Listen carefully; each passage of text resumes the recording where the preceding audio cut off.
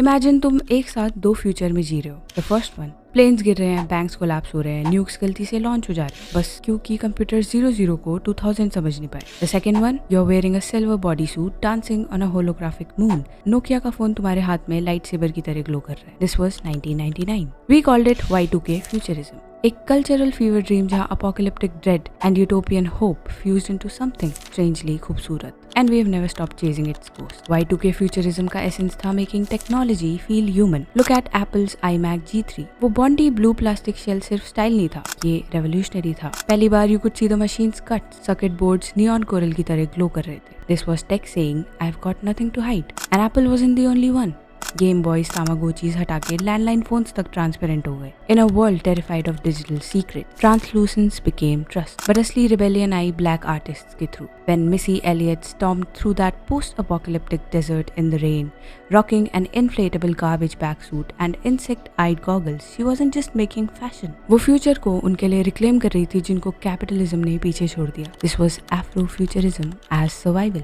For 3 glittering years, future felt democratic. तुम्हें spaceship की जरूरत नहीं, बस प्ले स्टेशन चाहिए था। गेम्स जैसे जेट सेट रेडियो ने टोक्यो को ग्राफिटी प्लेग्राउंड बना दिया, where skaters defied gravity. Pokemon ने बच्चों को कन्विंस कर दिया कि उनके पेट्स भी गॉड्स बन सकते हैं। टूनामी ब्लॉक ने एनिमे को अमेरिकन सबर्ब्स में बीम करके ये मंत्र दिया, the future is yours.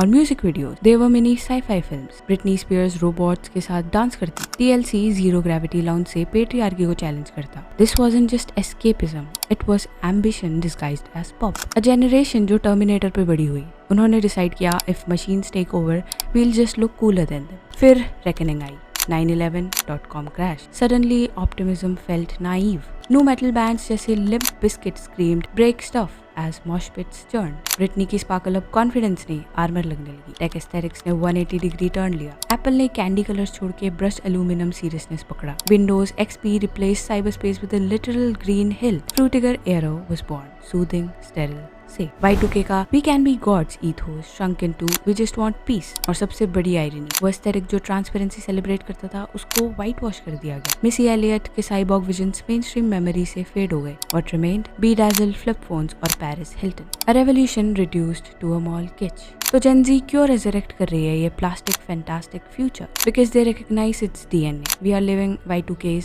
hangover. Climate collapse, AI anxiety, pandemic. That same millennial schizophrenia, terror or wonder is back. But watch how Gen Z's remix.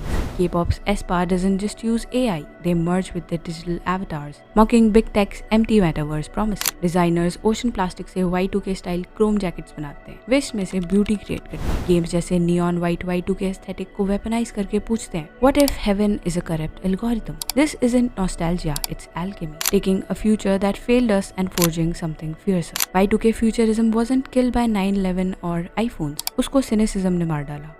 We stopped believing we deserved jetpacks. But वो तामागोची तुम्हारी shelf पर, it's more than a retro kitsch. It's a fossil from a time when we thought tech would nurture us, when we trusted it enough to show its guts. Neo Y2K movement ये समझाती है, it's not about reviving translucent plastic.